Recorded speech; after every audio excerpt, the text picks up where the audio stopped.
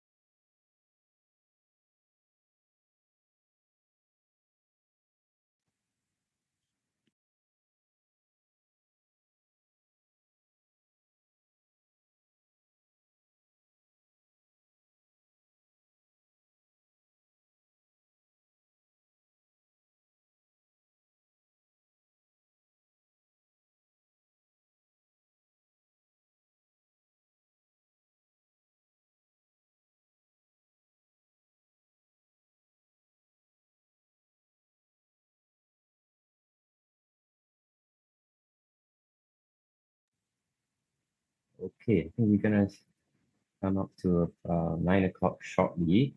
So maybe we can do a bit of a sound check before we let the participants all in. Everyone all good? Yes. Hello? Yeah, clear and loud. Okay, so All good, Sham. Thank you. wonderful. So at least I think what we can do is that we will let Dr. Joita to start off. I think just a brief one. We will start off with her giving the intro, and then we will have Ibu Bella to open the webinar. Subsequently, we will then have the speakers in the following arrangements where we would have Giovanni speaking first. Subsequently, we'll have Puan Faiza, and then lastly, Kato-san. And then we will wrap it off with a Q&A. Yeah. And we have the prepared questions on hand to warm up the speakers.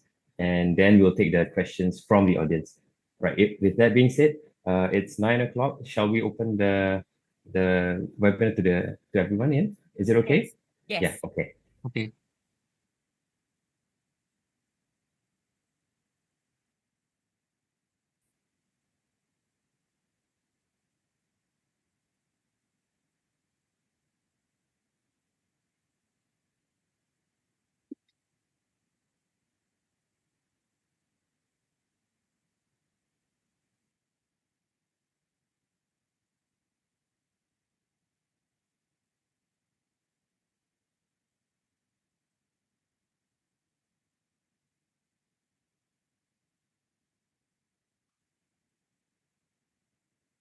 Recording in progress.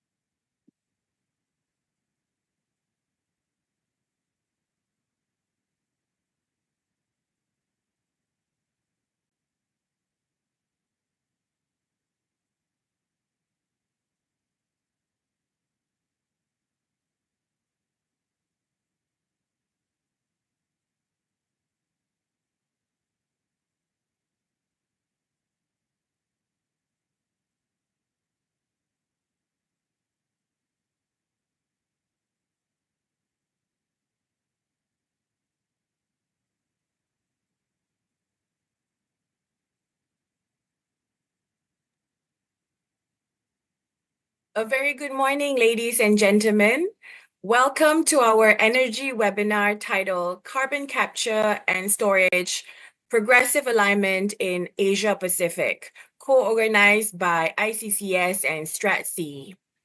This webinar will present insights of CCS cooperation from 3 industry experts from 3 different countries, namely Indonesia, Malaysia, as well as Japan.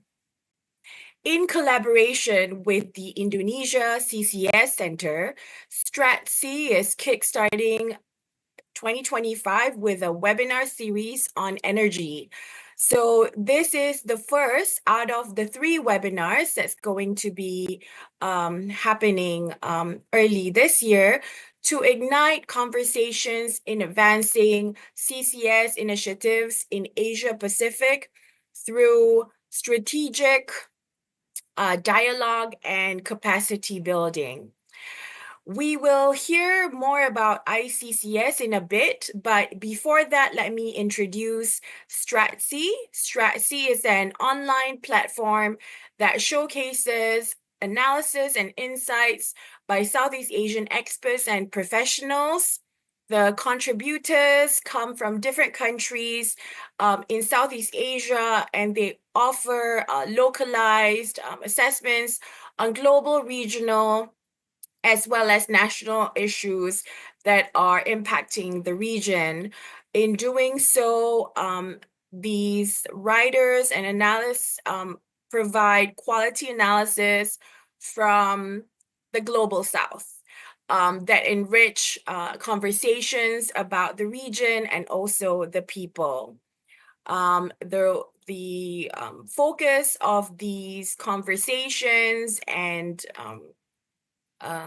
articles include themes on education, environment, mental health, politics, renewable energy, as well as violent extremism, among others.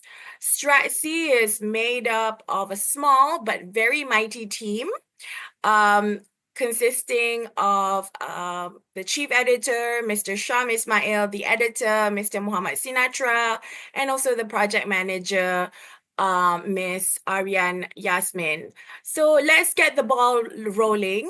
I would like to invite Dr. Belladonna Maulianda, the Executive Director of ICCS, to deliver the opening remarks. Dr. Belladonna, the floor is yours.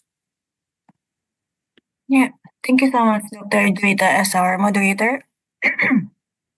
So first of all, I would like to say thank you to all the speakers that already provide their time and effort to make it for this webinar. Ms. Faiza from Petronas, Mr. Katasan from JOGMEC, and also the one and only Giovanni from Indonesia CCS Center.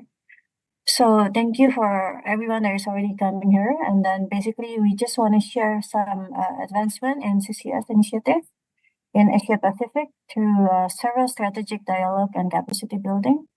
And then aside this webinar, Indonesia CCS Center and StratSea already wrote an article together. And then we're aiming to produce a report to highlighting Indonesia's energy transition.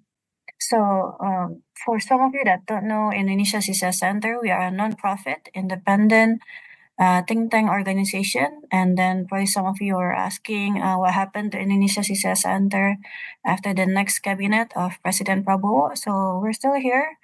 And then we're still trying to help the industry and the government at the same time to push forward the CCS agenda within the nation and also in the region. Of course, working together with some of our collaborators here, you can see from Petronas and also JOGMEC. And then this webinar basically to highlight the advancement in Indonesia, Malaysia, and Japan in terms of CCS landscape to address the regional challenges, opportunities, and pathways for collaboration. So from this event, we are aiming for the speakers to present some of the latest development in CCS and CCS advancement across their countries, and of course the key challenges and how come we can collaborate and come together, because it takes a village to deploy a CCS, right? And then how we can identify and foster potential avenues for regional alignment and collaboration, especially for us, Indonesia and Malaysia as the subsurface storage capacity countries, and also from Japan as the regional neighboring partner. So that's all from me. Please have fun in this event as much of questions that you have. And then please contact us at the Indonesia CCS Center and also StratSea if you have any further questions. Thank you, Dr. Juwita. Thank you, Dr. Belladonna. I would like to invite our first speaker today, Ms. Diofani Putri. Ms. Diofani Putri is one of Indonesia's regional CCS hub pioneers and focal points. She currently focuses on the energy transition and CCS framework through pushing through the strategic initiative and advanced communication to develop the optimum CCS business model for Indonesia.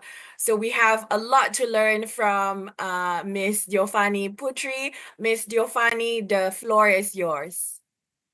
Okay. Thank you so much, Dr. Juwita, for the kind introduction. And thank you so much, Ibu Belladonna, for an amazing opening remarks. I wouldn't be here if it weren't you. So thank you so much for coming here.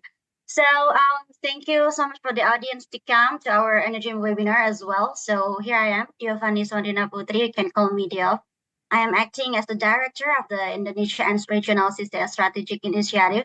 And I'm here to talk about how Indonesia is currently rapidly, progressively having this progress in CCS for the last 1 or 2 years.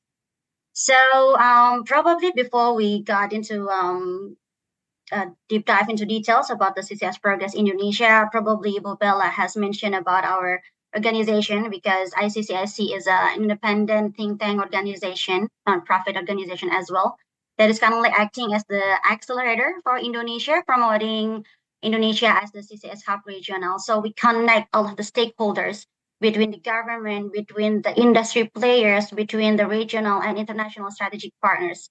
So we kind of like literally center of the CCS in Indonesia. So if you have any questions or queries for the CCS, please kindly directly contact us.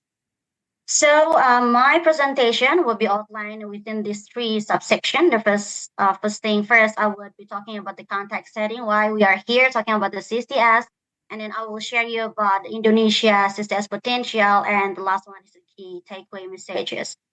So yeah, the reason why we are here talking about the CCS, probably as you may aware that currently the climate change and rising global carbon emission highlighting the dire need for energy transition. So the IPCC has stated that carbon capture and storage, the CCS, has been one of the vital options to reduce the carbon emissions. So if we want to reach our net zero emission program by 2050, we have to do the CCS for all the scenarios. And here I just want to mention as well that Indonesia current emissions counted around 2% share of global CO2 emission. That is why Indonesia is pursuing CCS as one of the vital options for the decarbonizations. So if you see here from the left graph that has been mentioned that CCS is a vital option for decarbonization. So it will be accounted around 11 up to 12% of the decarbonization. So alongside with the other options such as the electrification, bioenergy, hydrogen, CCS and CCUS also will be having very important roles to reduce the global emissions. And these things is actually projected by the increasing demand to invest and also rising the investment environment in CCS. We can see here on the right graph from 2022 to 2024, the CCS capacity is increasing, starting from the early development project, the advanced development project, as well as the in construction and operational projects already happening around the world.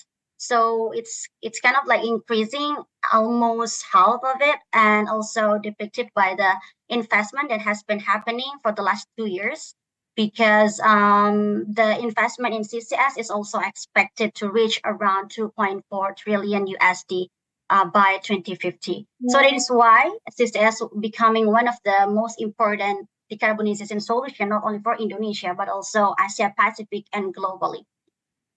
So after I'm talking about why we're having this CCS topic in this energy webinar, so I want to highlight about Indonesia multiple advantages, I would say, because for the past 1 or 2 years, we have been focused on strengthening our foundation to advance our CCS framework here by leveraging our competitive advantages. The first thing first, obviously, about our storage capacity. So Indonesia, aside by having the strategic location, we do have more than around 600 gigatons storage capacity underneath our country. So this number, if I want to give you a very rough estimation, that currently Indonesia is emitting around 600,000 tons CO2 per year. So if we do the simple math by dividing the storage capacity with the current emission, Indonesia is actually can cater for more than 1,000 years of CO2 if you want to do it just from our emissions. But if you want to have a very strategic alignment with the region, within the region, with Malaysia, with Japan, with South Korea, and any regions, we can actually cater for more than 200 years of CO2 here. So that's the first one. And the second one is obviously about our partnership advantages, because Indonesia has signed the letter of intent with the Singapore regarding the CCS cross-border. And the third one, we do have Indonesia CCS Center as the national think, as an enabler, as I said, to be the center of the CCS in Indonesia. And the fourth one, we do have the market advantages. Actually, in Indonesia, we currently having around 15 pre-projects in CCS from western part of Indonesia to eastern part of Indonesia, onshore, offshore, you name it, saline aquifer, in the depleted reservoir. So we do have various projects here in Indonesia are happening. And we do have a very great potential for a low carbon product development. So CCS can be linked to the downstream industry, because we want to have a very independent downstream industry that can be accounted as a low carbon downstream industry as well, that linked to the CCS. And the last one is probably the most advanced that Indonesia can offer regarding the CCS progressive is our advanced regulatory framework. So last year, we have launched our presidential regulations number 14 in 2024. So in this presidential regulation, we enable the CCS cross-border, and also we enable that CCS can be conducted in saline aquifer and also in deposited reservoir and beyond the oil and gas working area. And then after that, we also have launched the ministerial decree this year, last year in December. It's number 16, 2024. So this ministerial decree is specifically talking about injection working area, where this decree is talking about the working area preparation, the tenders, the permits, the implementation, the reporting, the plan of development, and other technical provisions. So if you want to explore more about the CCS and beyond oil and gas working area, if you want to do it in outside the current working area, we can have this decree as one of the important regulatory framework here. And other than that, we also have adopted the ISO TC265 from regarding the CCS. We adopted 4 of them. It is focusing on the geological storage. So we do have a very various enablers for the CCS in Indonesia regarding the regulatory framework here. And then, so why Indonesia is currently pursuing to be the CCS hub regional? Because we want to advance the CCS cross-border, because we know that we can't activate the regional market demands, because we want to be the first market-driven hub. Because as we know that CCS has been happening around the world, in the western part of the globe, like in the Northern Light, in the US, in Canada, in Norway, in everywhere in the world. But in here, in Asia Pacific, we know that we are here can be the first market-driven hub, because the mind reverse is coming from the regional scale, because we know that the strategic location of Indonesia can be benefited to have the CCS cross-border. And we realized that our neighboring countries such as Singapore, Japan, and South Korea will be having their carbon carrot and stick, I would say. Either it's carbon tax, ETS, contract for difference, or anything that can be actually activating the regional market. So, and we also learned that CCS is kind of like a riverside of the LNG, and Indonesia has the experience to do the LNG business. So we are pretty much ensure that Indonesia can be the CCS hub regional as well. So regarding that initiative, our government, as I mentioned before, has issued the president regulation and also signed the letter of intent and other strategic initiative. So it has been also been supported by the current government, as has been mentioned by the President Prabowo during the G20 summit, highlighting our position as the global leader in the carbon storage and stating that we are currently having the largest carbon storage capacity. So it's kind of like a very ensuring statement from our president that that he kind of like supporting CCS for in this government. And also last year in the COP29, Pak Hashim also emphasized that Indonesia's commitment to deploy the CCS and mentioning our vast potential to support global CO2 storage needs.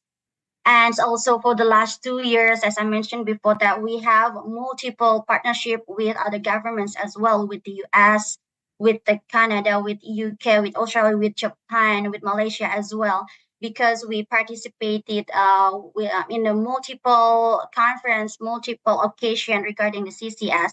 Last year, we visited the USA to actually learn from them how they conduct the CCS in their country. And also last year, we hosted the annual meeting for the ISO TC265 in Jakarta regarding the carbon capture storage, because they choose us to be the host because of our progressive alignment in the CCS for Indonesia.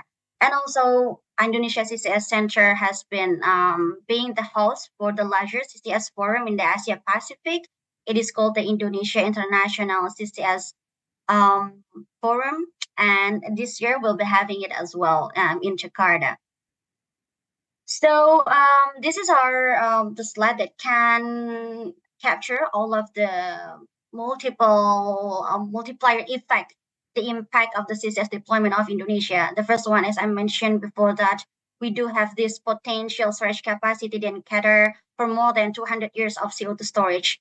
It is not from Indonesia only, but we want to help the other countries to actually reducing the carbons and having the CCS as their vital options for decarbonization as well. So we are helping and we are supporting and giving them a services that probably we can leverage from our multiple advantages.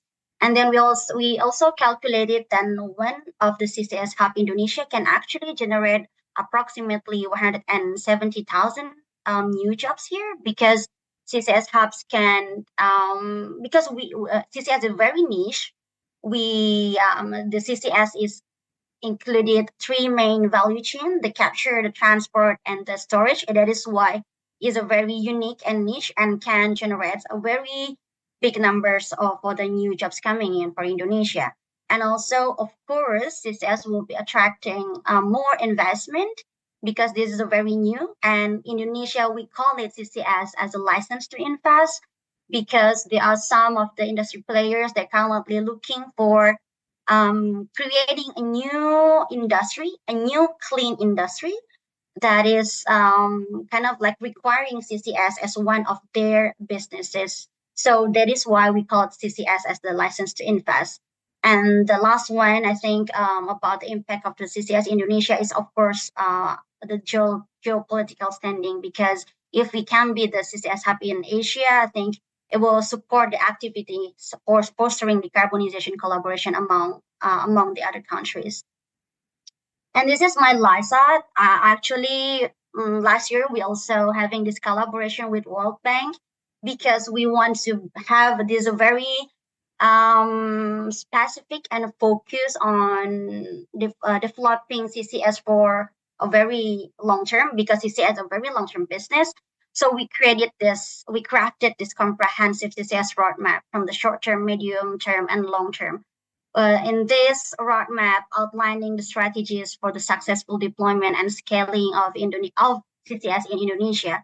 So there are 3 pillars here that we have been analyzed. The first one is regarding the strategy and regulation. Of course, we'll be focusing on the developing the strategy within the short term, how we can actually gather all of the stakeholders together and create and prove that CCS can be a vital options for this decarbonizations. And then the second pillar is regarding partnerships and the capacity building. Even though CCS is not a very rocket science thingy because it has been implemented for the last 20 years, but I believe that Indonesia still needs to do the capacity building. And we want to have a public-private partnership as well. And we have this idea to be the aggregator engagement and also enhancing our bilateral agreement between the other countries within the region. And then the last one is regarding the funding. Probably one of the question of the CCS is because of the CCS is very costly, I would say. But I believe that just as the same as with the other technology, we can actually tackle these issues. But regarding the funding, we kind of like having this vision to have very multiple options in here regarding the blended finance, and also we'll be talking about the carbon credits that can be actually one of the revenue stream of the carbon of the CCS, and also having long-term collaboration and low carbon financing here. So we have this roadmap to ensure that for the next 20 or 30 years, we have these pathways to actually developing CCS in a very specific manner. So that will be probably one of my last slides. So this is my takeaway message, as a proven decarbonization technology to reach the climate change targets, CCS is a very important for Indonesia. As been mentioned, I mentioned that we did many things to make this happen, to be the CCS sub-regional. And we're also having these many projects undergoing in Indonesia. And we want the CCS to drive a potential direct investment and having this multiplier economic impact, and also creating 1,000 jobs opportunity.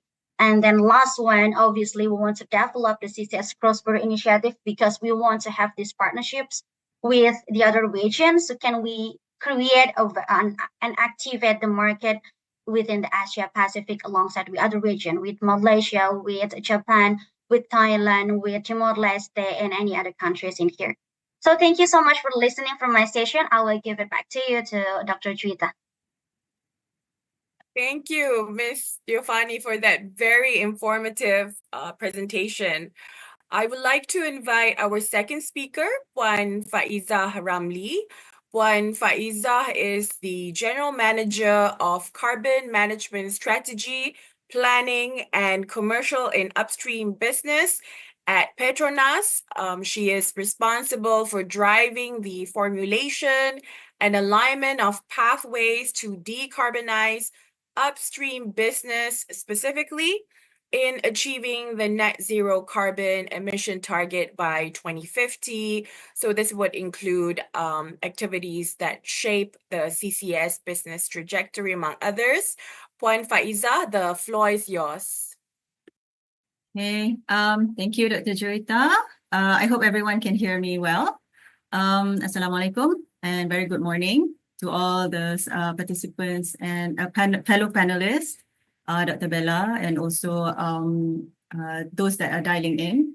I was informed that we have people dialing in all the way from Canada, or the other side of the world. Very pleased to hear that.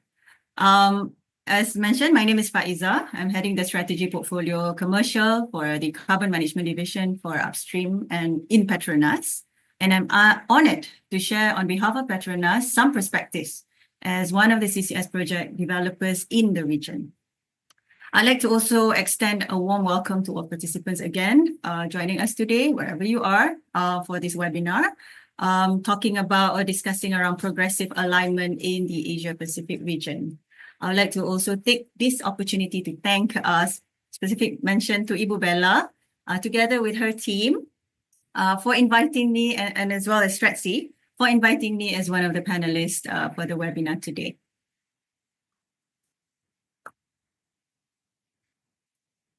Okay, let's move on to the next slide. Okay, so this is an attempted AI generated image.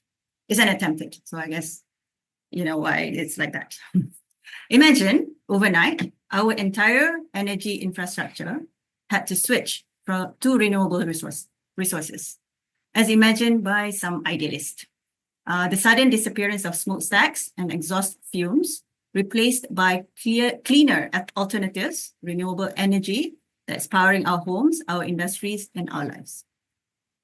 I have to say, where I grew up in Malaysia, my livelihood and socio-economic activities are powered at almost 99% reliability. And this is an urban setting.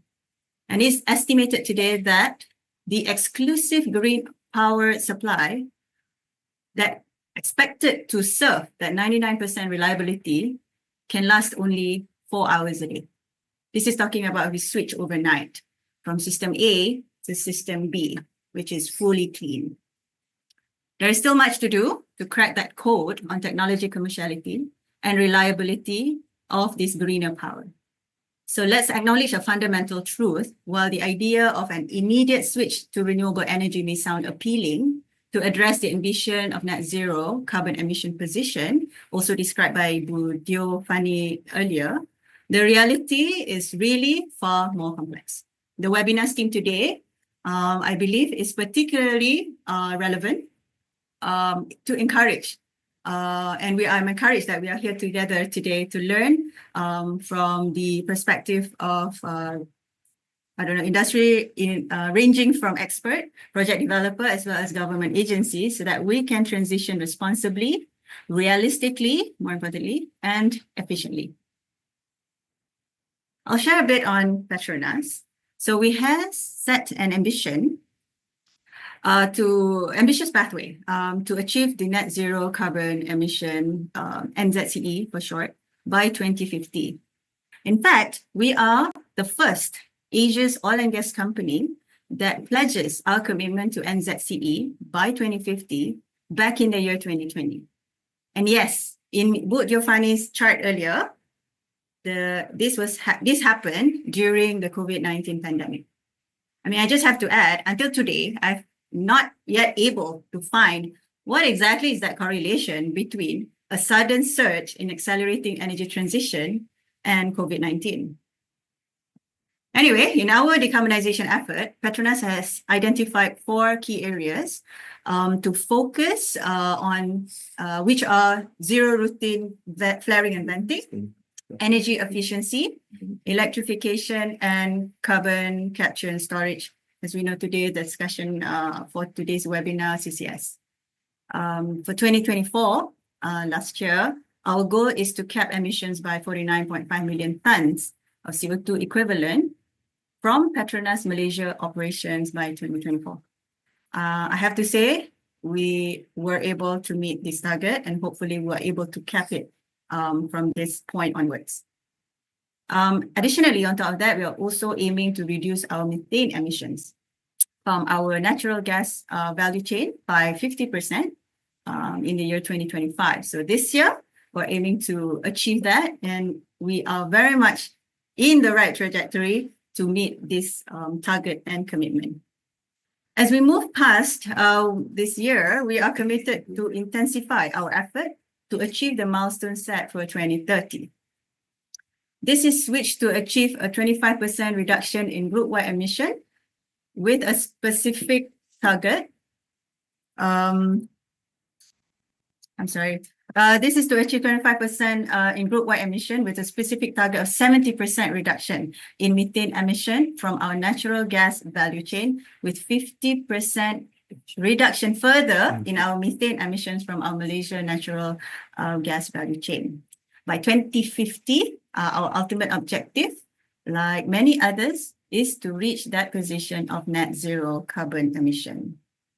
All of us are aware this is not an easy journey, but where there is a will, There is a way. Okay.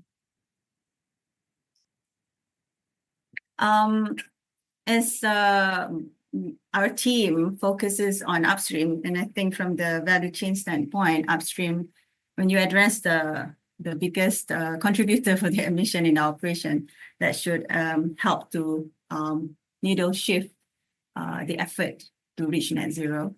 Petronas upstream, in fact, has made a very significant progress in reducing this emission level. We deployed various projects like reduction of venting and flaring of hydrocarbons, as well as improvement on energy efficiency in our equipment. I am also pleased to share with you that Petronas has successfully reached our zero routine venting for all of our Malaysia operations in January 2024. As we look forward, we believe we'll be able to achieve zero routine flaring by 2030, part of our commitment of with the World Bank's zero routine flaring by 2030. On top of that, our initiative also extended to compliance with Petronas carbon commitments. So this is something that we have established internally to guide the organization in decarbonization. So short as PCC is integrated into project reviews and also sanctioning. This includes the flagship project of CCS Kasawari project.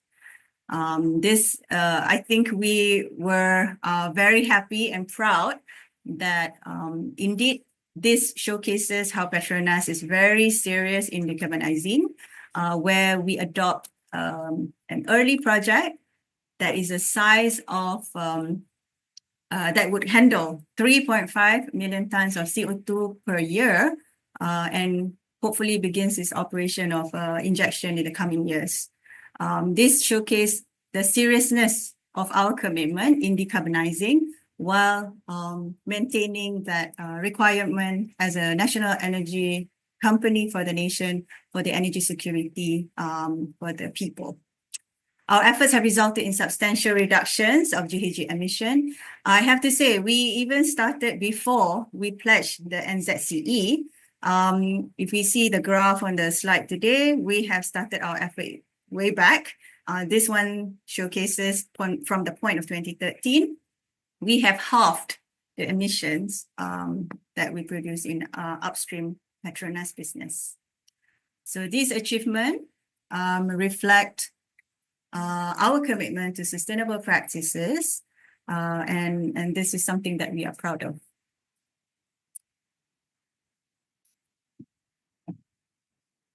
Okay, Petronas has this amanah.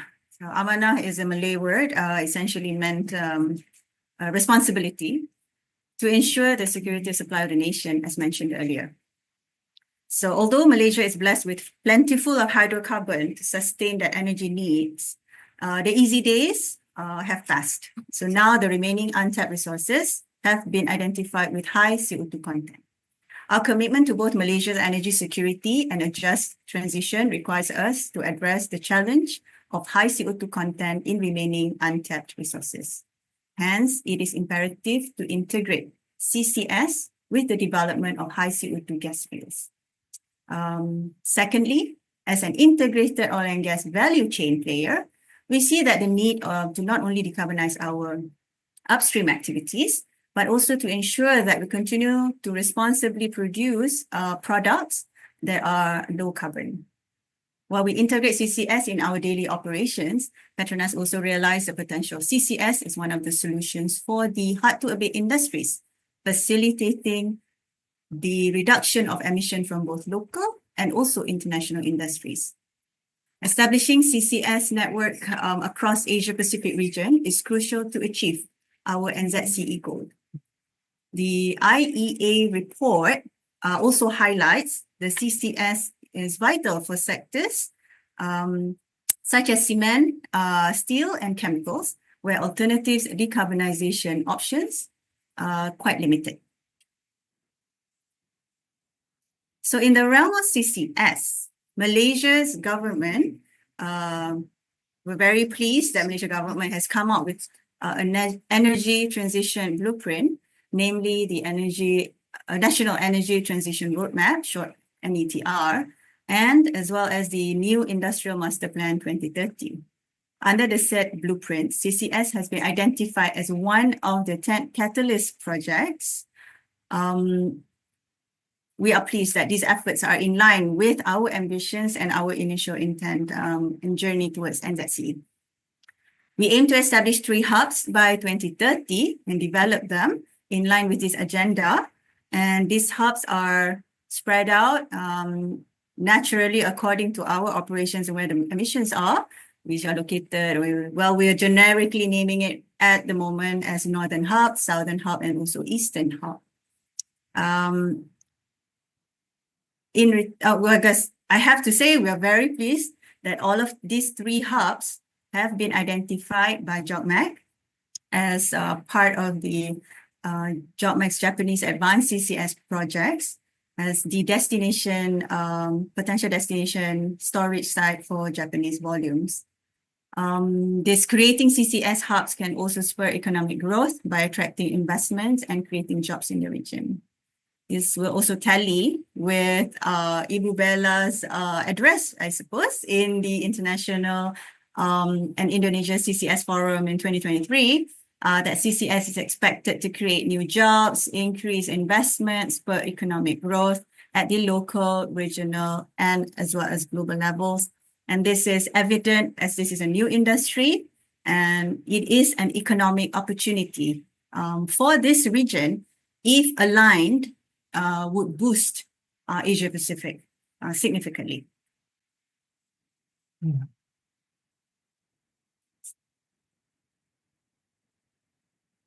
The success of our endeavors truly hinge upon a collective effort. We recognize that multiple building blocks by establishing the CCS industry in the region must be meticulously assembled. I'm talking about access to funding, establishing standards, and even optimizing supply chain. It is imperative that the industry converge, recognizing that shared responsibility that we bear in ensuring the success of CCS implementation. We're very fortunate to have strong support from Government of Malaysia, with Ministry of Economy leading this coordination, standing shoulder to shoulder with us, united in our purpose and determination to propel this industry forward efficiently. I believe Malaysia has also expedited the effort to enact the CCUS bill or act that will garner interest from investors in charting that together with us to chart that CCS landscape in Malaysia and in the region.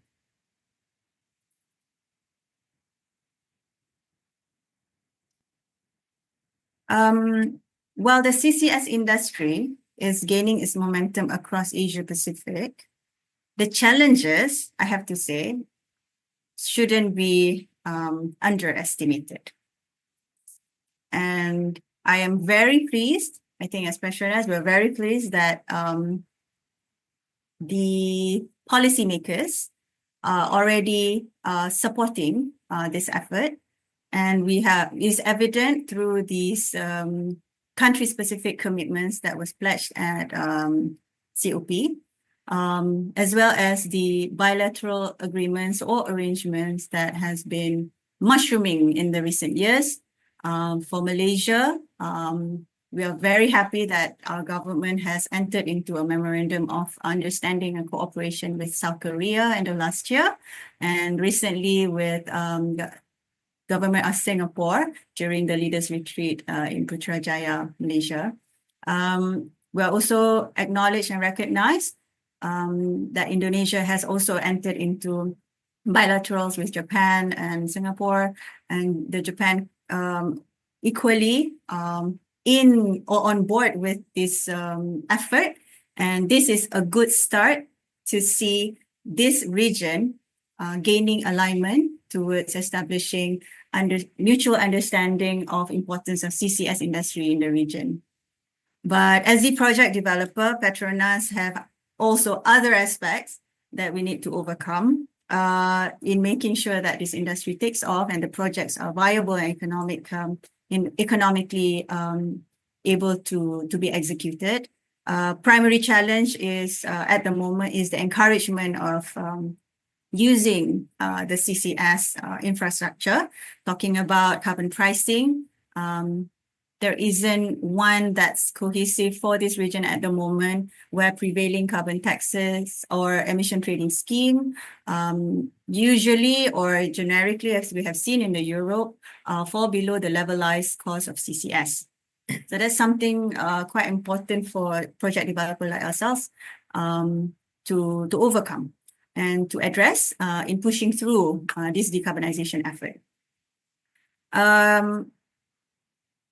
There's also this notion on or a situation about carbon markets.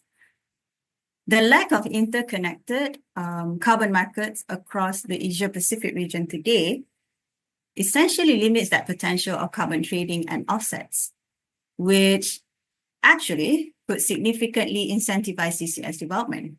But in the absence of a harmonized regional market, it hinders that efficient allocation of emission reductions, not just within a country, but now we expand it across multiple countries. Then this could stifle a little bit the development of a truly liquid carbon market. The other aspect specific to the project development itself, there's limitation to dedicated funding to help the CCS projects. Unlike the countries that we observe on the global north, their government subsidizes significantly the initial projects for the entire value chain, from capture all the way to storage. We have seen this in UK, we have heard of the IRA in the US, and in the Europe, specific countries are also issuing some kind of incentives to support the CCS projects at its early stage.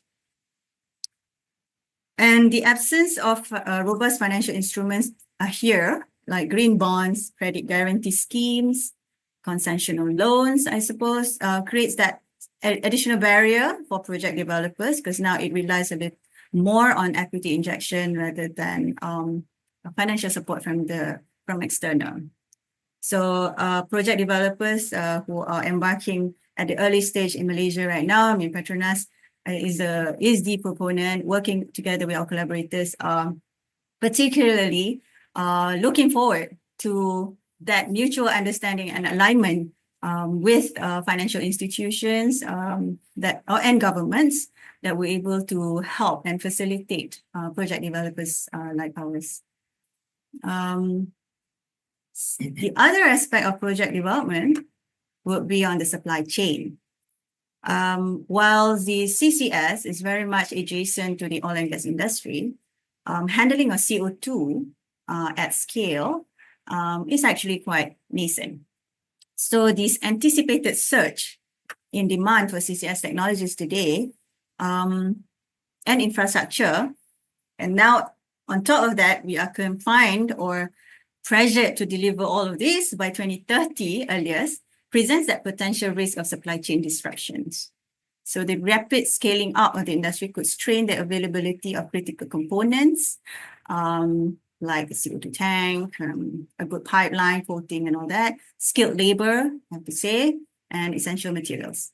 This potentially lead to risk of project delays, project adjustments. There's a lot of requirements to be agile in this space to manage that cost. As we also know today, the customers, or in our language, emitters, I don't want to sound too negative, customers would need to also invest in their capture to decarbonize themselves.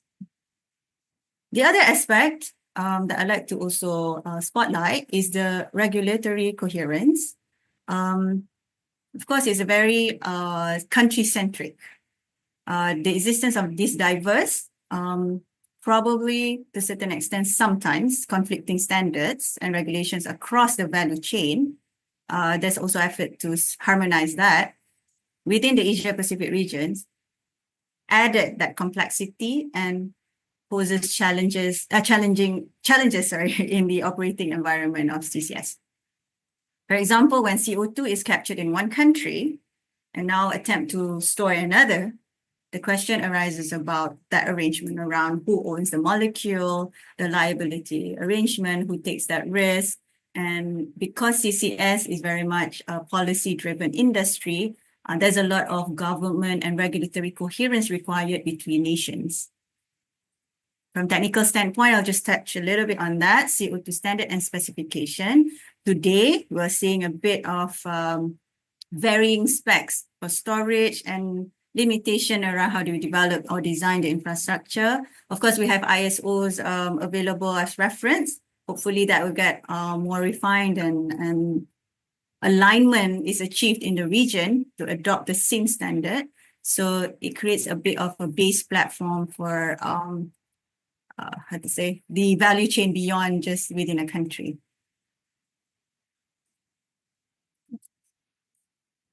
So this is my final slide.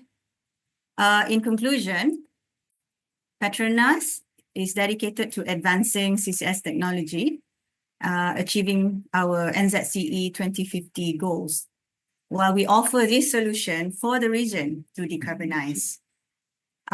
We must bear in mind that the success of the CCS industry in the region relies on regional collaboration, partnerships within the industry, like-minded players, supportive policies, and continuous innovation. With that, I'd like to conclude my presentation today with a quote. Establishing robust CCS network across Asia Pacific through strategic regional collaboration is utmost essential to enable our progressive journey together towards a net zero carbon emissions status. Thank you for your attention. Back to you, Dr. Juwita. Thank you, Puan Faiza, for that very insightful presentation of Petronas CCS plan. I would like to invite now our third speaker, Mr. Yoshitake Kato. Kato-san is the Deputy Representative of Jakarta Office for JOGMEC, the Japan Organization for Metals and Energy Security. So he's been holding this position since 2023. He is in charge of projects within the ASEAN region, which are related with energy development and clean technologies, including projects on CCS, oil, and gas exploration and development, and also methane emission reduction projects, among others. Kato-san, the floor is yours. Thank you, Juwita-san. So my voice is clear? Loud and clear. Thank you. Okay. So let me share the slide.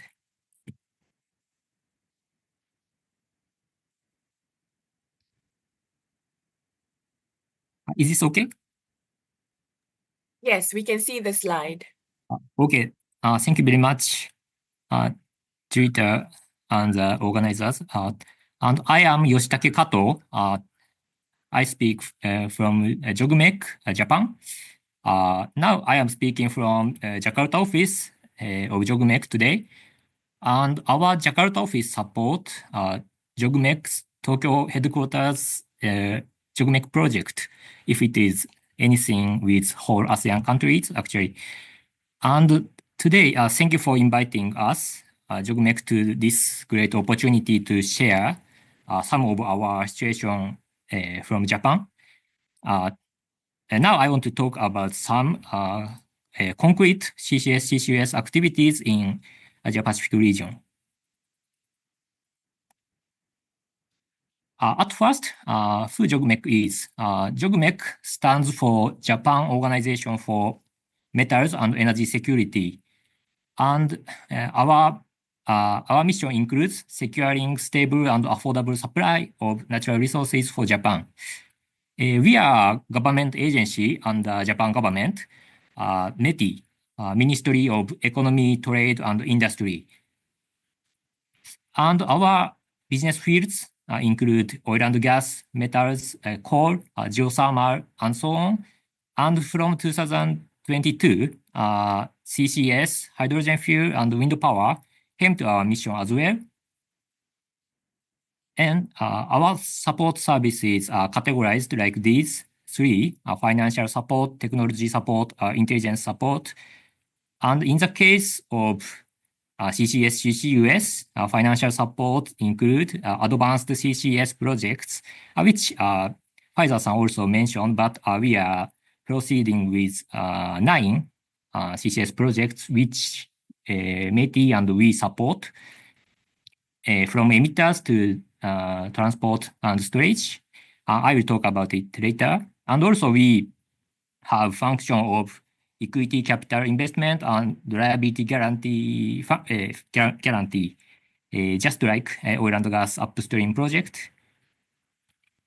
And we also have technology support function, and it includes feasibility studies on CCS and clean hydrogen ammonia, including field pilot demonstrations. And also we have overseas CCS site surveys. This is to look for potential CCS blocks. Also, regarding intelligence support, we work with METI to support policy formulation in each country to create rules for cross-border transportation and to form a common understanding of infrastructure and ships related with CCS, for example.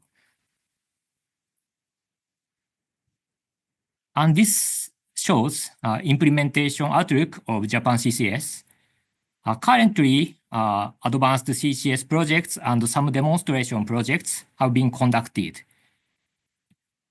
And by 2030, Japan is planning to start CO2 injection for CCS. And in 2050, estimated annual storage volume is 120 megaton to 240 megaton.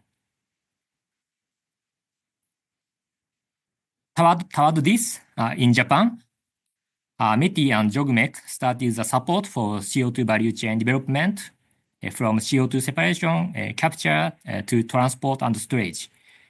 It's called Advanced CCS Projects. Currently, 9 projects involving emitters from various industries are ongoing. And such industry includes power generation, oil refinery, steel, chemistry, and so on. They are expected to be role models. And four projects out of 9 aim to transport CO2 to overseas. 3 are to Malaysia and 1 is to Oceania. The injection start of each project is planned to be by 2030, so it is important for Japan to ensure that the CCS regulations in each country and the bilateral agreement or arrangement for cross-border CO2 transportation will be ready to align with their schedule.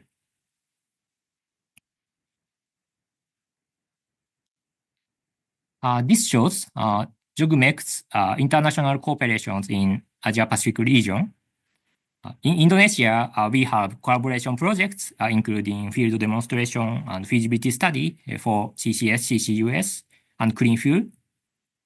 And with Malaysia and with Singapore, we have a memorandum of cooperation related with cross-border transportation. And especially with Malaysia, JOGMEC supports bilateral dialogues between governments and this MOC. Also with Thailand and with Vietnam, JOGMEC conducts joint studies with their NOCs, PTTEP, Petro-Vietnam, and VIP, to pursue the CCS projects in those countries, respectively.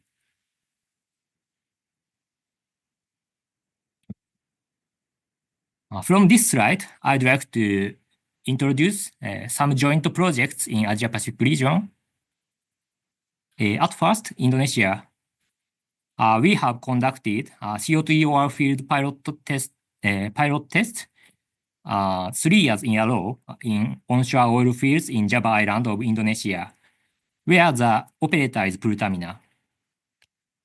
In 2022, we conducted a single well CO2 injection test in Jatibaran field. And it was successful. And based on this experience there, next year, in 2023, we started the study on CO2 EOR for squatty oil field with Prutamina and a Japanese company, JAPEX. And we conducted similar single well CO2 injection test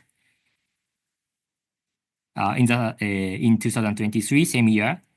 Then in 2024, we commenced the larger scale interwell CO2 injection test in October.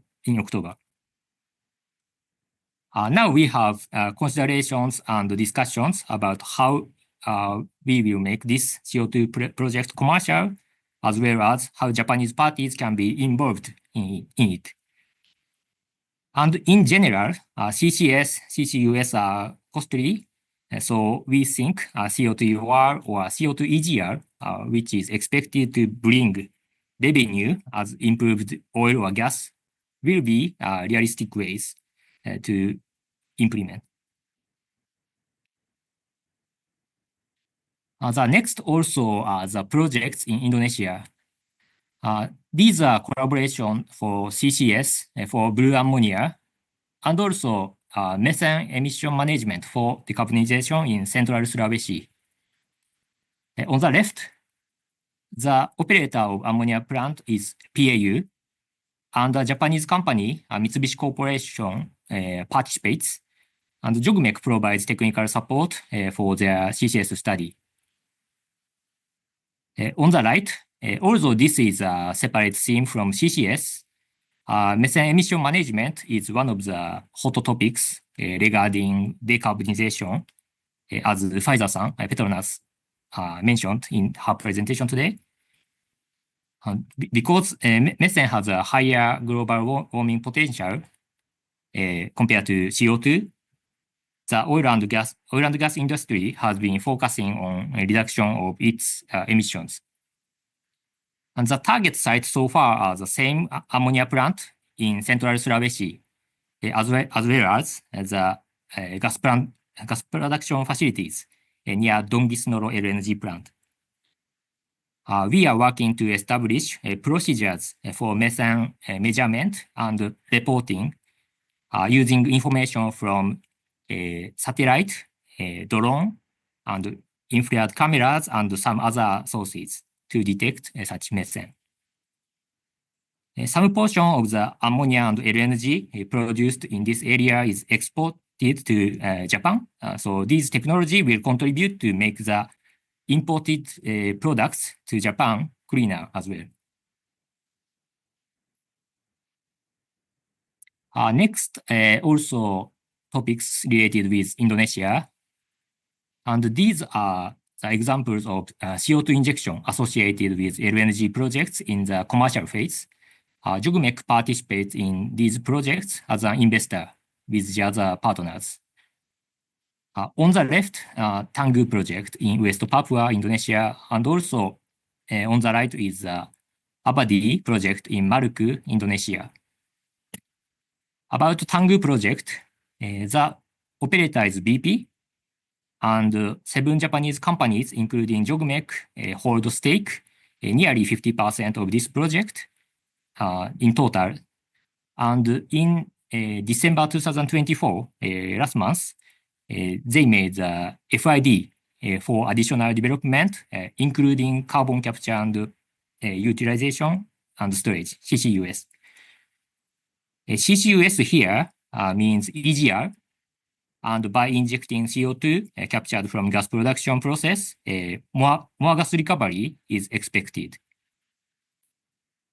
Also, toward future cross-border transportation, cooperation has been continued between BP and Tube Electric Power about the study for potential international CCS hub and cluster. Next, regarding the Abadi project, the operator is INPEX, and the production start is planned after 2030, and CCS is planned since the start of LNG production. And next, I'd like to introduce some projects JOGMEC is involved in Australia. So this is called CarbonNet CCS project. CarbonNet project plans to develop international blue hydrogen value chain derived from lignite coal. Lignite coal in general is coal with low power generation efficiency due to its low carbon content. So this project aims to generate hydrogen from such lignite coal. The CO2 derived from this process is then captured and stored in the Gippsland Basin, Victoria State. So far, JOGMEC contributed to the feed process of the CCS project by Victoria government. So we also started working with government to proceed with the commercialization of the project. And the hydrogen production, so Japan consortium called Hystora is involved. And this is a project to utilize lignite coal. So, for example, in Indonesia, I hear lignite coal is abundant. So this project may bring some valuable insight in future, hopefully. And this is another project in Australia, Bonaparte CCS project. And this is also a CCS associated with gas production, just like Tangguh and Abadi LNG project. And INPEX, the operator of ICCS LNG project, and their partner aim to reduce CO2 emissions from this project. And the CO2 separated from the produced gas from ICCS field is planned to be stored into G7 AP block, which is located offshore 250 kilometers away from ICCS LNG plant, Northern Territory, Australia. They also intend to store gathered CO2 from Darwin CCS hub in Darwin's Middle Arm Peninsula when the enough capacity is identified. This block is currently being evaluated for feasibility prior to FID of CO2 injection facility around 2026 or 27. And JOGMEC is providing both technical and financial support to INPEX for such activities. This is summary. JOGMEC has conducted various types of CCS initiatives, and JOGMEC has achieved various knowledge through financial, technical, and intelligence support. And through our activity, JOGMEC would like to contribute to the startup of CCS business. Thank you for your attention. And this is something like PR regarding CCS. Our CCS project department published 2 handbooks related with CCS. Handbook for CCS carbon credit and handbook for CO2 cross-border transport CCS. And also we published joint report on cross-border CO2 transportation as well with ACE, ASEAN Center for Energy. So if you are interested, please download and take a look. Thank you very much. Thank you, Kato-san, for that complete play-by-play on JOGMEC's activities and also projects. Let's now kickstart the discussion session. I will pose a few questions to get the ball rolling. But ladies and gentlemen at home, watching online, this is your chance to ask those burning questions if you have any.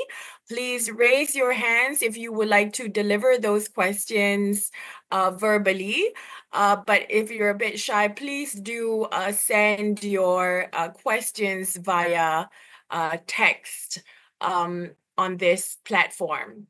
So my first question would be for Ms. Diofani. You mentioned that there is still this cap of 200-year capacity left for storage. Can you elaborate a bit about this projection? Why 200 years? What is the limit in terms of CO2 content? The floor is yours, Ms. Giovanni. Okay, thank you, Dr. Juita, for the questions. Yeah, regarding the capacity storage for 200 years. So basically, I have to mention about our storage capacity first. As I mentioned before, we do have around 600 gigatons.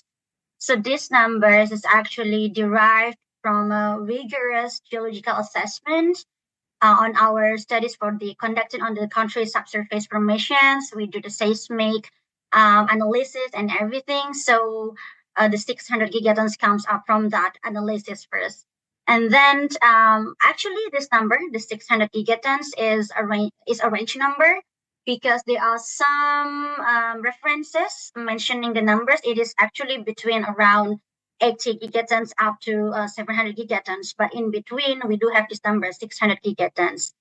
And the research is conducted by our national research body. It's called LEMIGAS, and also from Rystad Energy and from other references as well.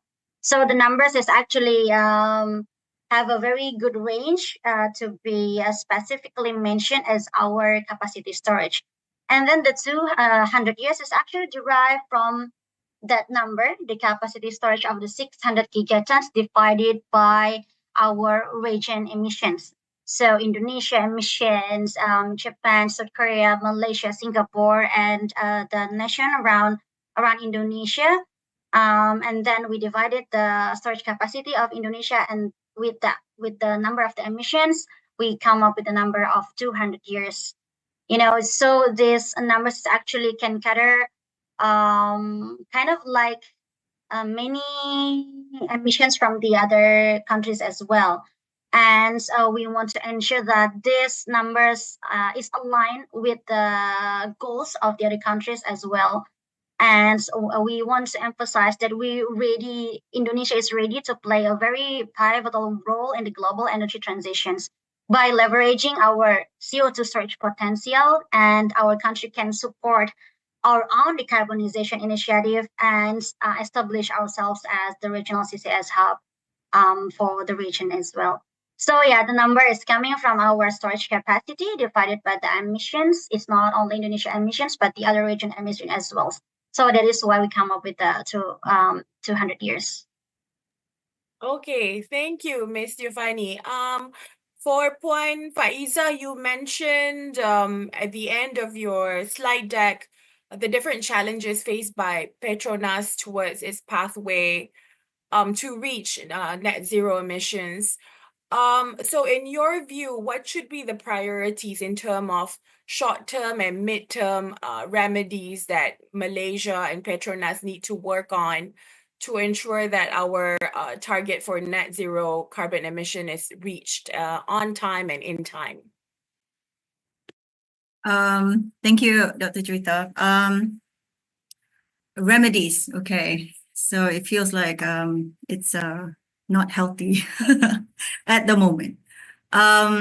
Well, it's not about whether it's remedying, it's more on facilitating that development and that push for the CCS industry in Malaysia, of course, to decarbonize Malaysia itself, as Malaysia has committed to reducing its emission in the global stage. And according to the IEA analysis also, that in order for the world to reach that 1.5 degree scenario, at the moment, even if we overshoot that, at minimum CCS has to happen. I think the projection in 2030, the world, of course, this region would be largely contributing to that, would need about 1.2 gigaton of captured CO2 to be stored permanently. At the moment, with the projects planned today, it is now expected only 0.3, 0.5. So we're talking about fourfold of CCS projects need to happen and be operationalized to address that level of emission to achieve the collective ambition to reach that 1.5 degree target. I think at the trajectory today, of course, there's a lot of debate around that. And we'll probably may not even do 2 degrees Celsius scenario. We'll probably end up with 3. It's a scorching earth scenario. Having that at the back of our premise to push through the CCS projects, in addition to address that energy security need and the just transition, at the short term, the policies and regulation coherence within Malaysia and also across the region has to happen first. Because otherwise, if that commitment collectively as a global citizen is not taken seriously or committed to that, it will be very difficult to push through CCS initiatives. So first and foremost, I have to say and recognize that Malaysia government has pushed through their effort and in fact was able to expedite the development of regulatory framework for Malaysia and will be tabled to get passed soon. Early this year, and that will be very helpful. And I think leading up to that, Petronas has taken that responsibility and risk to start the project first in absence of such thing, out of responsibility and also that bigger ambition to decarbonize ourselves and the country as well as the region at large. And so, short-term wise, regulatory policies coherence has to be in place to enable that.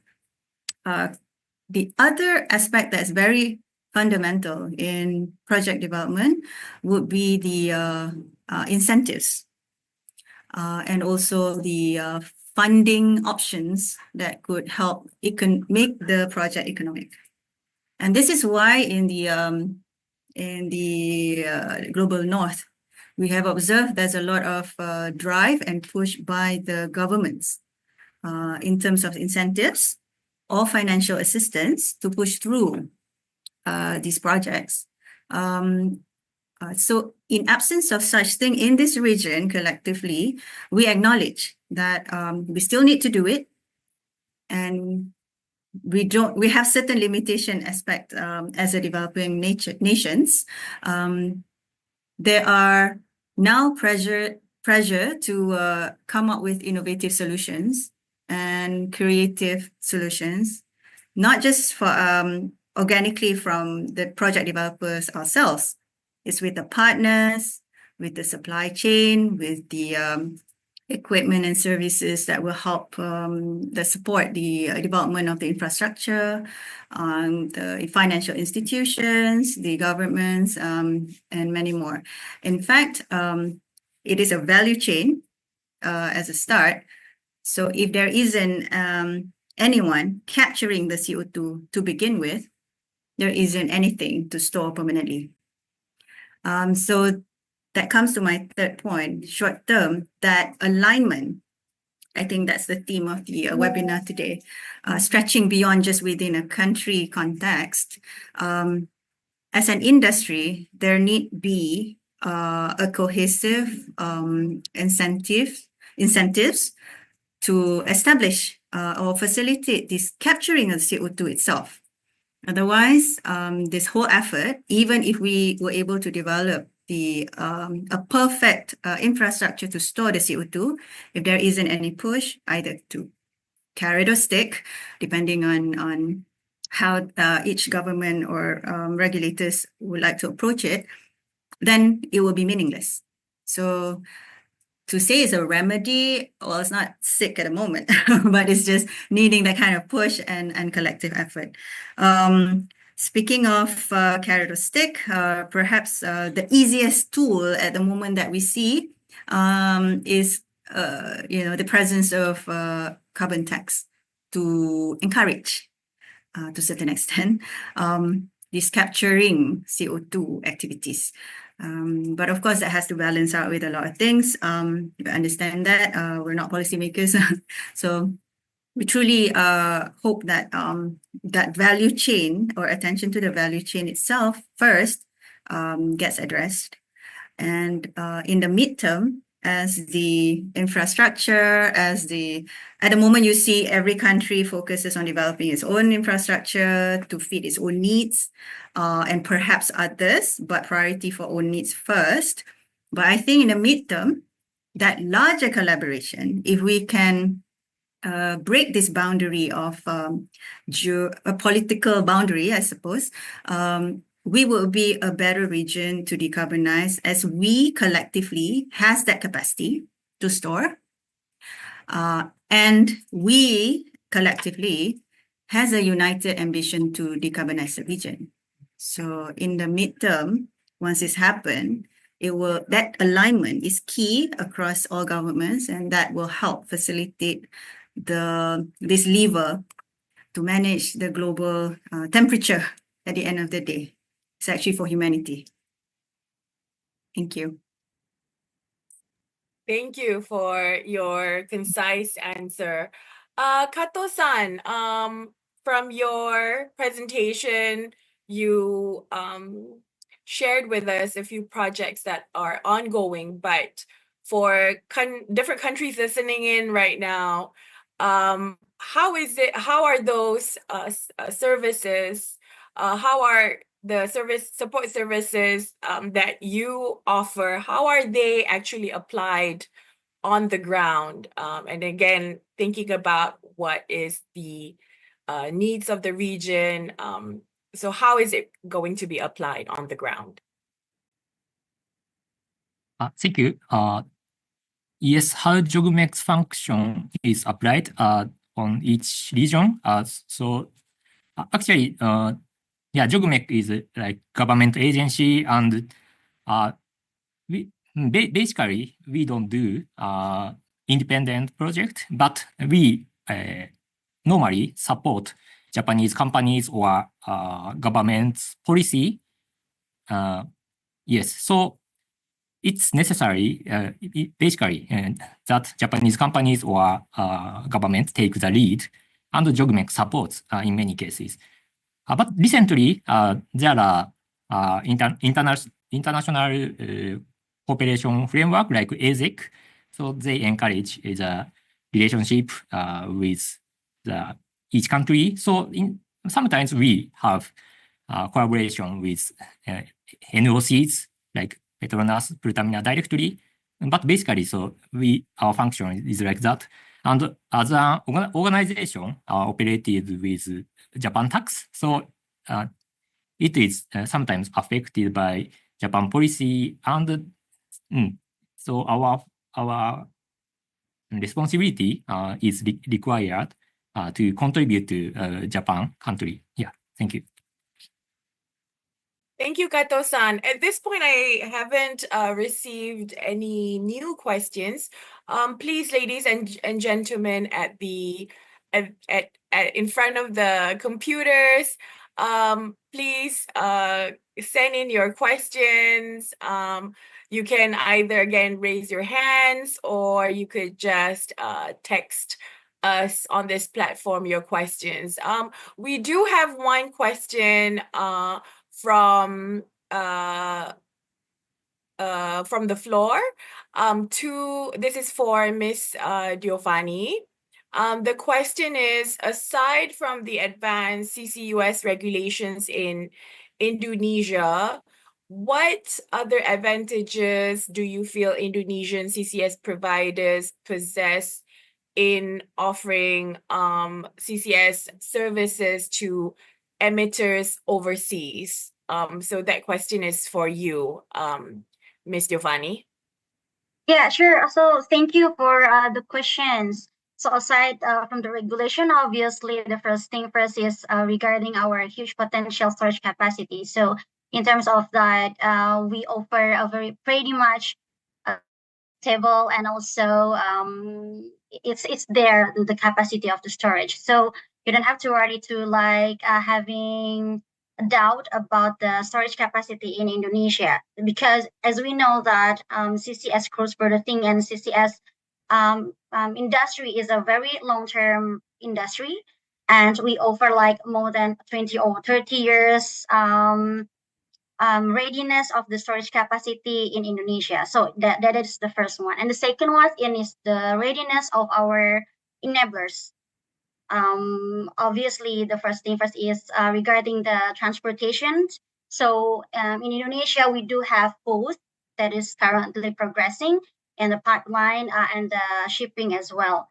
So all of the industry that is currently progressing for getting ready for the CCS hub in Indonesia is already there as well. So the infrastructure, the enabler in Indonesia, and also the and the third one is the readiness of the standardization, because as I mentioned that we have adopted the ISO TC 265, 4 of them regarding the geological formation.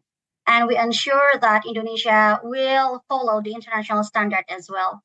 So there are the 3 main points that actually we can offer about our multiple advantages in here. Okay, thank you for that answer. There is a second question for you, Ms. Giovanni, but I would like to pose this question to all of our speakers. I'll circle back to you. So the second question is on challenges. What are the key challenges you foresee for Indonesia, Malaysia, and Japan to serve CCS customers within and outside of the host country? So Puan Faiza, can I pose that question to you first for Malaysia's perspective? Okay. Thank you for the question. And Dr. Juwita. Key challenges, to serve the CCS customers. From the perspective of a project developer, providing services for the transportation and storage, it is, like I mentioned earlier, very important that the customers or emitters are ready and willing or incentivized to capture. So it is very important that this group of especially hard to abate industries like steel, cement, we're talking about chemicals, power utilities, very, very important that they realize or they share the same ambition, and they are facilitated with the means to invest to decarbonize.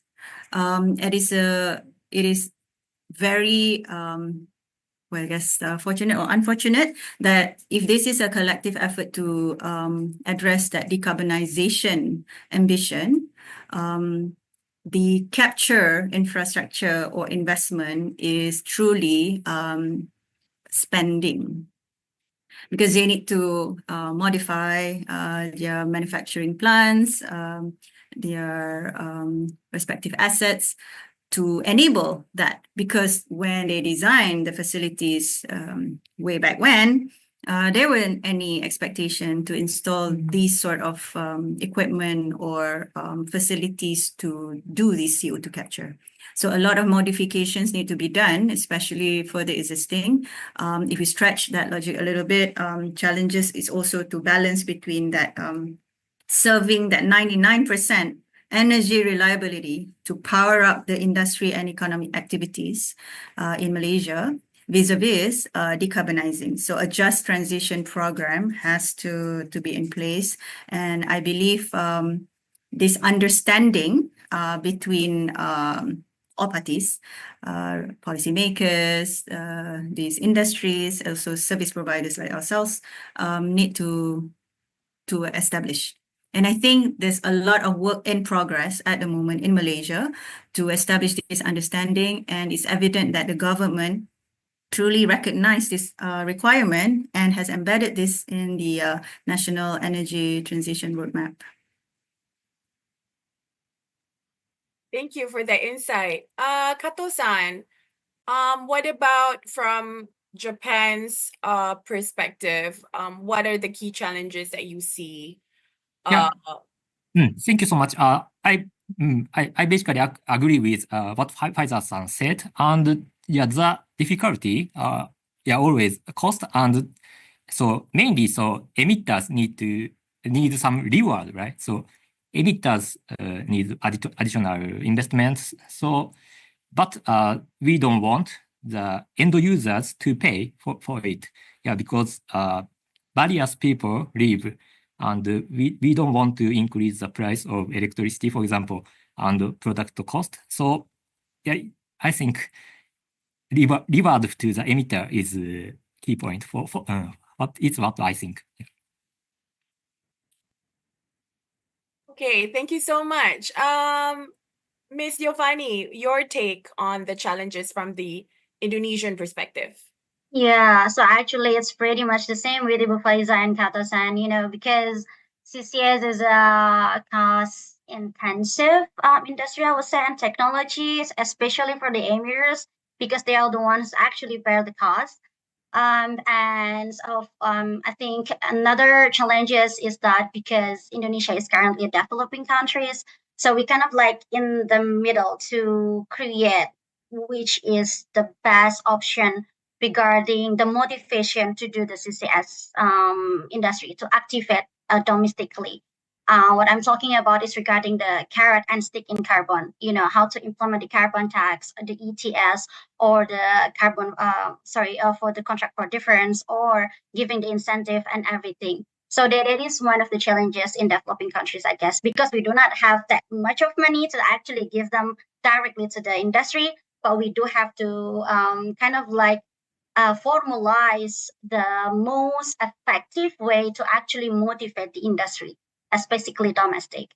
But because we know that if you talk about the activate the market within the regional, I think the other countries, the developed countries, for Japan, for South Korea, and for Singapore, they can implement the carrot and stick for the carbon, kind of like based on their nation needs, But in developing countries such as Indonesia, we kind of like have to balance both the kind of like advantage, pros and cons, and everything. So the carrot and stick can be implemented in Indonesia and activate the market needs in domestically.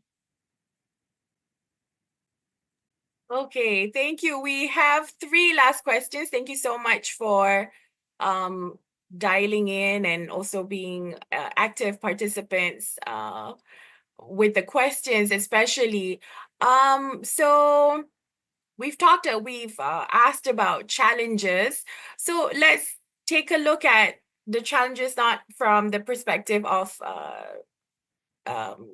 regulations or from country level, but let's look at challenges at the industry level. So Emily Teo has posed a question. What are some industries that are particularly challenging or difficult? What are the industries that are difficult to decarbonize? So maybe we can all share our case studies from Malaysia, Japan, as well as Indonesia. Puan Faiza, do you want to take this one first? Okay, sure. I probably may be repeating myself because the perspective of industry was quite evident in the discussion or my conversation earlier.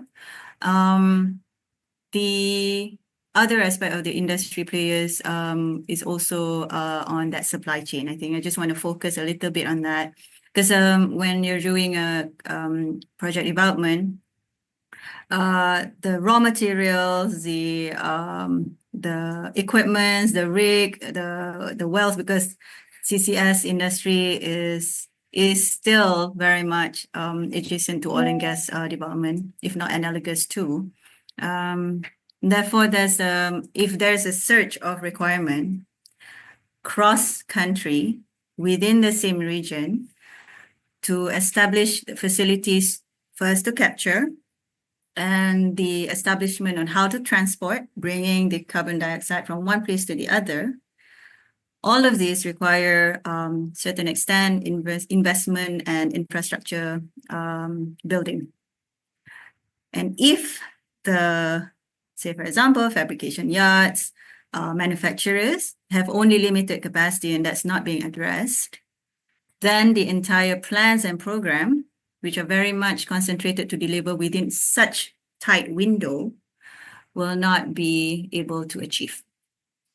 So I would like to see also as an industry, in the industry and as collectively industry players, that discussions around how do we enable or serve that demand from the supply chain standpoint to really support the program and this trajectory towards reaching that emission management through CCS.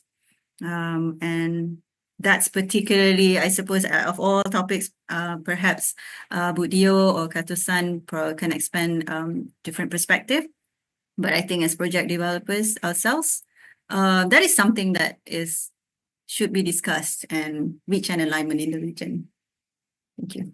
Okay, thank you for that answer. Kato-san, the same question.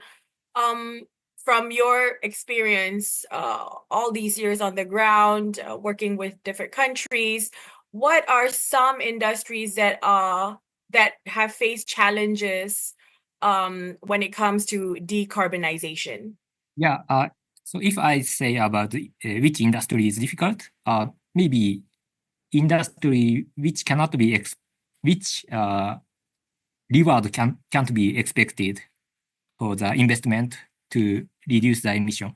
So I introduced some example about EOR and EGR, which we can expect more oil recovery, so which will cause more benefit. But in case we will reduce the emission from, for example, factory or something, if we cannot get premium value for such product, maybe it's just an additional cost. So I think politics need some assistance so to such industry which cannot expect premium value or additional reward. Okay, thank you. I have one question on policies. Incentives and regulatory frameworks that can accelerate direct air capture in Asia Pacific. Maybe Ms. Giovanni can take this one. Any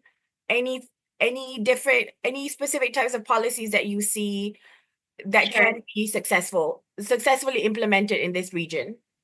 Yeah, sure. Thank you, Dr. Juita, and thank you, Hoso Fatima, for the question. So actually, for direct air capture, this is a very, very new technology, I would say, because it has been implemented in Texas recently.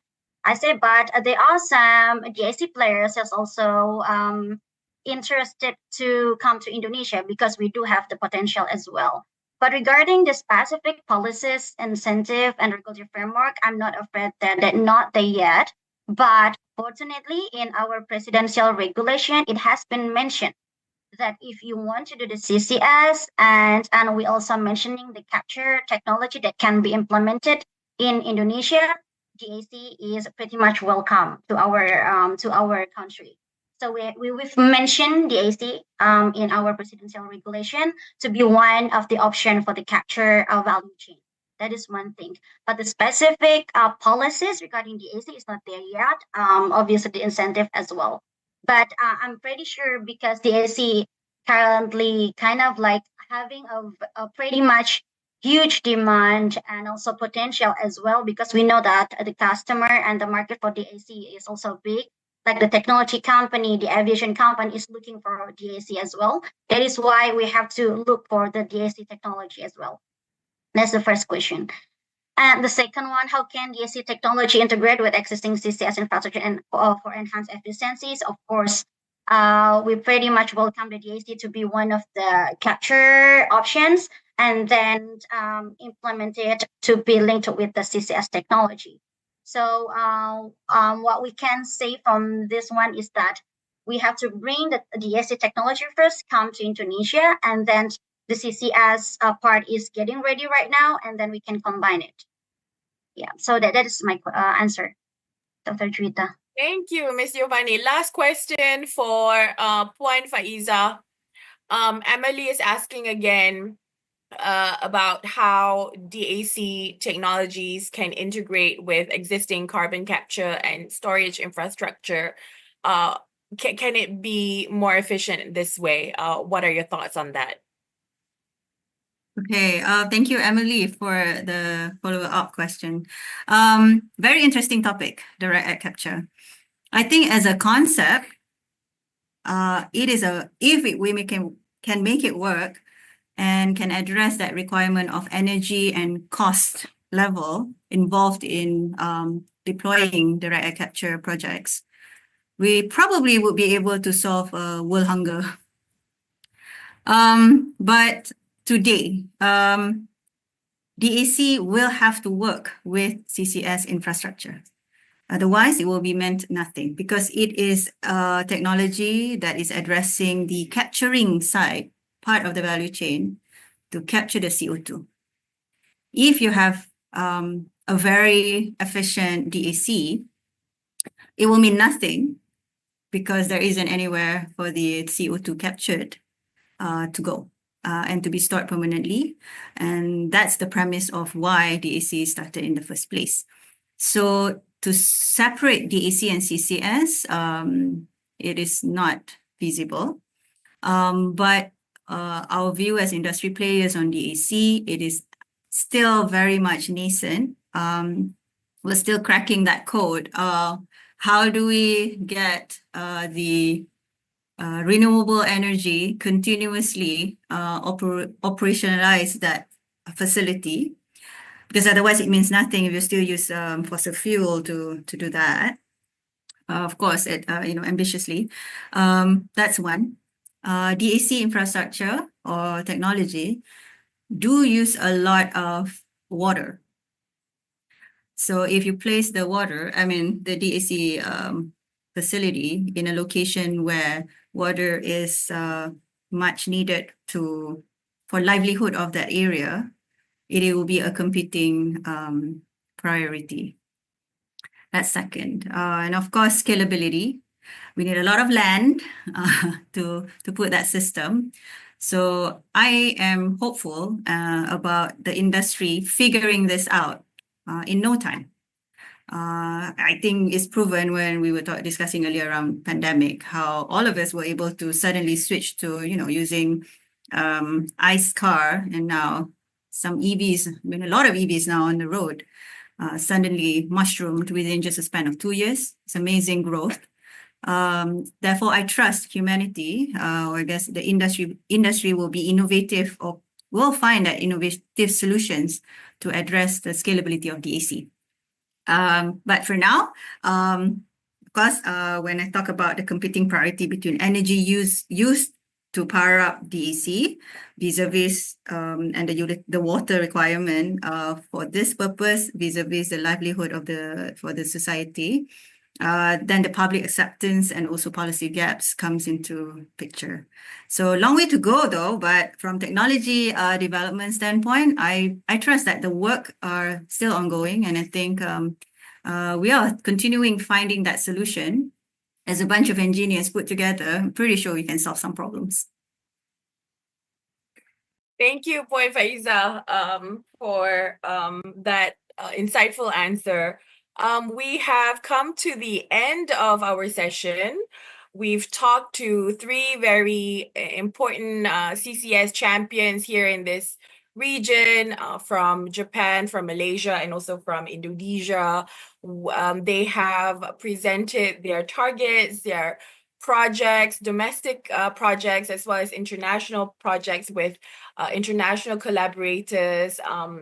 And they've also highlighted the different challenges, not just at the national level, but also at an international level when it comes to regulatory alignment as well as incentives. So it is very clear that for the CCS industry to grow, no country is an island. Collaboration and cooperation is very much needed. So for this, I would like to thank all of the speakers and also the audience. Just before we leave, I would like to do a bit of promotion for StratSea and its wonderful work. Do check out StratSea's website. They have different article series running, and they have just launched their first report on renewable energy and climate change. Very exciting insights from different countries in the region, the voices from the global majority. They will also be publishing different reports as early as April this year. If you're interested in issues such as EV regulations and consumer sentiments in Indonesia, Indonesia's energy transition and renewable energy pathway to net zero emissions by 2060. And if you're in, that's for Indonesia, but if you're interested in the halal industry, its challenges and opportunities in Malaysia as well Indonesia's halal tourism, just log in on their website to know more about these publications that's going to be on sale online very soon. Thank you so much. I would like to bow out. I am Juwita Muhammad, an economist and also an editor for TIA Editors and Consultancy, and we are a proud partner of StratSea. Do check out StratSea's landing page with edits, the collaboration that we are embarking on with StratSea. Thank you so much, everyone. Have a good day, a good week, and a good weekend. See you soon.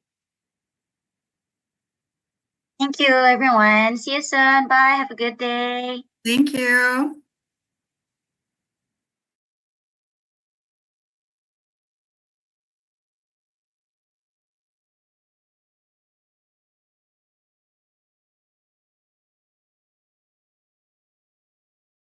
Recording stopped.